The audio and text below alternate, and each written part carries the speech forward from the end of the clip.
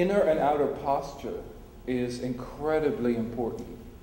And so when you are not sitting straight and you are slouched, you're not going to find the center piece. There's a column within the center of your body, and that column you're needing to find. Now, what I learned throughout time is that I would move my pelvis back and forth until I felt I was lined up. So often what happens is that your back is arched a little bit and it gets more and more sore as the time goes by.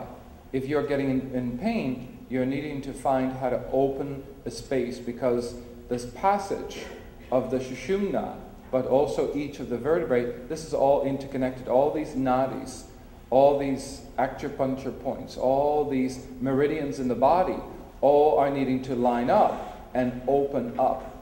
And so by finding the right pelvis rotation, and you just basically find that space where you feel, okay, now I'm getting lined up. And it is about holding a posture. That is really what meditation is about. And often what happens is that people slouch after a while, and meditation becomes more difficult and becomes heavier because your body becomes heavy. So one of the things in which I concentrate on is the spaces between each vertebrae, that not because I've completely stretched them out, but that I'm literally lifting myself from the top of my head. So if I lift myself from this part, I'm going straight up. If I take from the crown of my hair right here, and I take it, my head tilts down a little bit. And what happens to a lot of people is that the energy within the neck and within the shoulders all get blocked. It's when you get really heavy. So if you just look at the crown of your head, and you were to take your hair and lift yourself up, you realize that now your skeleton is lifted up a little bit, and there's a space that opens up in your neck. Now, it took me a long time to be able to hold that, because what would happen to me is that my neck would collapse and my body would start to sag, and I would lose that connection. So a part of meditation is about finding the spaces between spaces. So it's like finding the space between each vertebrae. It's rotating your hips and finding the right spot to line that up. Now, if we do not have a great intent, a great focus, before we go into meditation, we have an ordinary meditation. And that means that if I concentrate on the heart, which is sort of the hub of the universe, then I have a great intent. If there is no intention, I will have an ordinary experience. If my intent is to really, even if I just sit at the doorway of my heart, so just imagine these are great doors that are both of this meditation hall and the yoga hall. These are great doors. Even if you cannot find your way into this temple of the heart, then sit in front of the door until at one time, today, tomorrow, maybe the third day, maybe today, you'll all of a sudden feel like you've just walked through that passage. Now there's a show on TV, oh man, what is that called? It's where they go through a porthole and there's all this Stargate. Well, that's actually very much what it feels like, that you're walking from one space. So it's like you're in this room and you're walking through another dimension. We talked about the subtlest of consciousness. It's so subtle that if you think that it's a physical activity of I'm going to march into that heart, it is not. So in a sense, you just quiet your mind, you quiet your eyes, you quiet your smell, you quiet your taste, you quiet your ears, you quiet your hands. It's like you're needing to take all these senses and just go, shh, be kind to me. And the mind will do so. For years, I would go through this burning, never realizing I could actually communicate with the mind. So, and I never realized that we could actually speak to the senses. And so we can speak to the senses by going, shh, go with him, be quiet, it's okay, let go.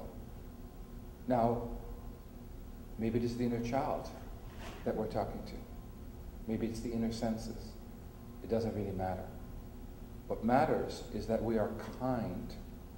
And if kindness is bestowed upon ourselves, the mind stops to roar. If we do not find this kindness and compassion for ourselves, the mind won't stop roaring. So this morning I was lying in bed and I'm thinking, God, how lucky am I to do this, to share this with you. And then I realized, what is the common denominator? Well, obviously it is me, because you have all come. But it is because all of your hearts are great. You have great hearts. You are seekers. You are individuals that are learning. You are seeking. You're on a path of evolving. If you had an ordinary heart, you would not be here. So you have an extraordinary heart. Mandela talks about, finding not the ordinary self within ourselves, but finding the extraordinary self.